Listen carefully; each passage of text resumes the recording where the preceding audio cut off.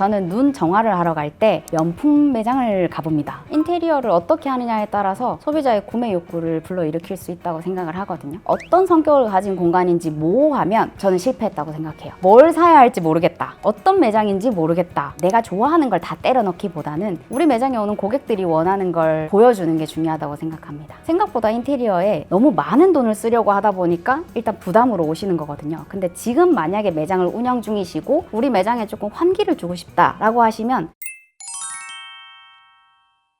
네, 안녕하세요. 13년차 공간 디자이너 이미경 대표입니다. 오늘 대표님의 장기 주제를 가져왔습니다. 잘 되는 가게는 공간부터 다르다. 공간 전문가시잖아요. 보시기에 잘 되는 가게들은 딱 공간에 들어갔을 때 여기 잘 되겠다, 안 되겠다 이런 게 나오나요? 네, 그럼요. 공간에 들어갔을 때 이 사장님이 말하고자 하는 그런 메시지가 잘 느껴지는 공간이 잘 된 매장이라고 생각하는데요. 브랜딩과 함께 공간을 같이 톤 앤 매너를 맞추는 게 요즘 추세잖아요. 개인적으로 하시는 분들이 어렵기 때문에 전문가들과 함께 만들게 되는데 그런 부분들이 좀 잘 세팅되어 있는 공간들이 초반부터 운영을 잘 시작하셨다라고 느껴지는 것 같아요. 첫인상이 어떻게 다르나요? 들어갔을 때 이 공간이 어떤 성격을 가진 공간인지 모호하면 저는 실패했다고 생각해요. 이 공간에서 판매를 한다면 뭘 판매하는지, 먹는다고 하면 뭘 먹는지, 시그니처 메뉴는 뭔지 이런 것들이 이 공간에 들어오자마자 느껴지는 매장들이 공간 세팅을 잘했다, 첫인상이 좋다라고 이야기를 하고 있습니다. 목적이 분명해 보이는 게 되게 중요하겠네요. 맞아요. 그럼 반대로 손님이 잘 오지 않는 공간들은 좀 어떤 문제를 갖고 있는 경우가 많나요? 사람들이 좋아하는 거에 대한 기준은 다를 수 있지만 싫어하는 기준들은 비슷하시거든요. 내가 이 공간을 갔는데 뭘 사야 할지 모르겠다, 어떤 매장인지 모르겠다, 이런 부분들은 저는 실패를 한다고 생각을 하고 있고, 사장님이 그냥 본인이 좋아하는 거 다 모아놓은 복잡 미묘한 공간들 있잖아요. 정리되지 않은 공간들은 조금 실패했다라고 보고 있습니다. 그런 곳이 많을 것 같아요, 생각보다.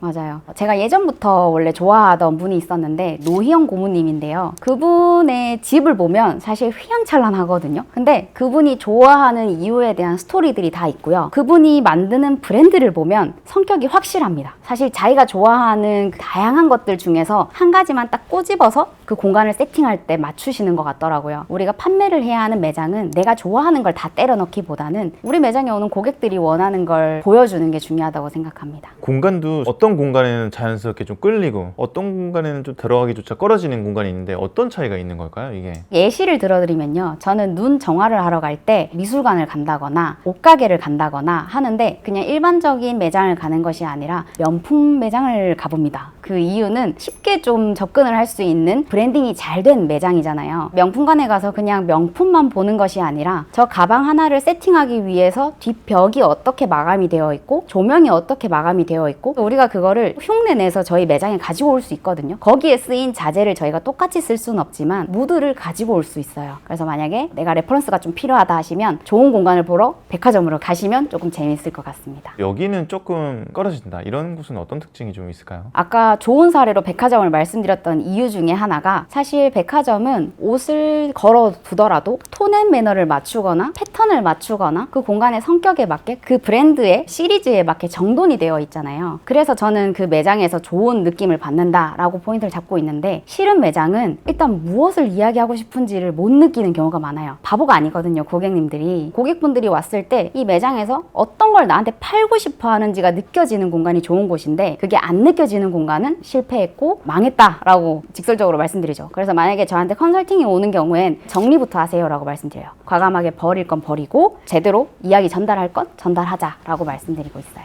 정리에서는 또 버리는 게 핵심인데 어떻게 하면 좀 잘 버릴 수 있을까요? 일단 첫 번째는 우리 공간에서 뭘 팔 건지에 대해서 조금 구체화시키는 게 중요할 것 같아요. 만약에 카페에서 커피와 좋은 다과를 팔아야 되는데 갑자기 굿즈로만 디스플레이를 막 해두는 경우에는 사실 굿즈를 사러 카페를 가는 경우는 드문 편이잖아요. 본질과 다른 부분들은 과감하게 좀 비워내고 버려야 한다라고 말씀드립니다. 본질에 대한 탐색이 진짜 정말 중요하겠네요. 대표님은 공간이 매출에 얼마나 영향을 준다고 생각하시나요? 공간이 매출에 영향을 주는 건 없는 사례부터 말씀을 드려볼게요. 맛있는 한식집, 기사식당, 거기 인테리어가 잘 되어 있던가요? 인테리어는 전혀 안 되어 있죠. 그런데도 불구하고 본질이 우수하니까 매장의 매출이 높아지는 거거든요. 맞아요.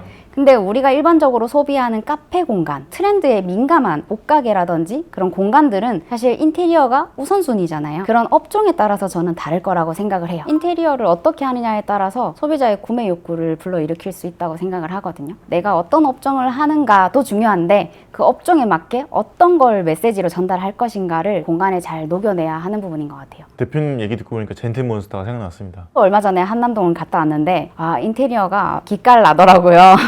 이제는 웬만한 명품 매장들보다 카페들이나 옷가게들이 정말 매장을 잘 만드는 것 같아요. 심지어 젠틀몬스터 같은 안경 매장도 마찬가지고 소품샵조차도 그냥 오픈하지 않는 것 같아요. 공간을 기깔나게 만들면 단가를 높여서 팔더라고요. 맞아요. 심지어 무인 사진 찍어주는 곳. 인생 네컷? 네, 맞아요. 그런 곳조차도 공간이 일단은 예쁘잖아요. 사람들이 들어가고 싶게 만들어져 있잖아요. 그래서 저는 인테리어는 구매 욕구를 불러일으키는 중요한 요소이기 때문에 좀 중요하게 작동한다라고 생각해요. 공간이 주는 분위기가 중요한 업종에서는 인테리어가 중요하다고 느끼게 됐는데 마냥 돈을 많이 쓴다고 다 좋은 인테리어는 아닌 것 같아요. 맞아요. 정확해요. 큰 돈을 들이지 않고 고객 경험을 크게 바꿀 수 있는 뭐 공간 설계 포인트가 있을까요? 제가 예전부터 저랑 같이 공간에 대한 고민을 나누시는 분들한테 팁을 드리는 부분들이 있는데 생각보다 인테리어에 너무 많은 돈을 쓰려고 하다 보니까 일단 부담으로 오시는 거거든요. 근데 지금 만약에 매장을 운영 중이시고 우리 매장에 조금 환기를 주고 싶다라고 하시면 전 첫 번째로 향기를 추천드리거든요. 향기가 많은 분들이 약간 놓치고 있는 부분이에요. 이거에 대한 사례로 말씀드리면 실제로 저희가 백화점이나 매장 갔을 때 룰루레몬이라는 브랜드가 있어요. 그 룰루레몬 같은 경우에는 브랜드로서 유명해진 부분도 있지만 일반인 분들이 룰루레몬의 옷을 입어보지도 않았는데 향기 때문에 기억하는 매장이거든요. 어느 매장을 가도 똑같은 향이 나요. 근데 그게 그 사람들의 공간의 철학이고 컨셉이에요. 내 매장에 먼저 환기를 주고 싶다. 인테리어적인 부분에 돈을 최대한 절약하면서 무언가를 하고 싶다 하시면 향기를 바꾸시는 걸 추천드립니다. 좋은 브랜드 좀 추천해 줄 수 있나요? 이 향기를 선택하시려고 하시는데 뭘 선택해야 될지 모르겠다 하시는 분들은 내가 좋아하는 향보단 그 공간에 어울리는 향을 선택하는 게 좀 좋거든요. 나는 꽃향기를 좋아하는데 실제 우리 매장에는 좀 시크한 우디한 향이 어울린다 하면 그런 걸 선택하셔야 돼요. 나만 향기를 맡고 이게 좋다 싫다라고 구분하지 마시고 그 공간에 향을 두고 여러 가지 테스트를 해보시는 걸 추천드려요. 향기만으로도 분위기를 바꿀 수 있다는 게 참 신기하네요. 대표님이 컨설팅했던 공간 중에서 가장 극적으로 변화했던 사례가 좀 있으실까요? 제가 파티룸을 컨설팅을 해드린 적이 있는데요. 파티룸 안에서 다양한 시도를 해보는 젊은 창업가 분이셨어요. 근데 이제 간판도 온전하게 달려있지 않고 공간도 인테리어를 소액으로 하셨어서 가벽이라든지 이런 게 전혀 안 만들어져 있는 상태였어요. 사실 막 몇백만 원, 몇천만 원 쓰셔서 파티룸을 조금 더 공간을 예쁘게 만들면 좋을 것 같습니다라고 이야기할 수 있지만 저도 한 명의 창업자잖아요. 그렇기 때문에 이분들이 가지고 있는 예산을 듣고 거기에 맞는 솔루션을 안내를 드렸었는데 그게 커튼으로 공간을 분리하는 방법이었거든요. 커튼으로 공간을 분리해서 필요에 따라서 공간을 확장해서 쓰셨다가 축소해서 쓰시는 방법을 알려드렸었고 그 다음에 간판을 4층에 다는 간판이었는데 그냥 파티룸이라고 하면 아무도 안 오잖아요. 어떤 공간을 판매하는지에 대한 이야기가 필요하거든요. 비즈니스적으로 성공하고 싶으신 분들을 위한 파티룸입니다. 카피라이팅을 해드렸어요. 그 멘트 때문에 실제 비즈니스적으로 PT가 필요한 분들이나 기업이라든지 이런 데서 문의가 많이 들어오셔서 극적으로 변했던 사례가 있었습니다. 지금도 컨설팅은 계속 하시죠? 네, 맞아요. 공간뿐만 아니라 브랜딩을 위한 컨설팅은 계속 해드리고 있어요. 가격이 얼마나 되나요?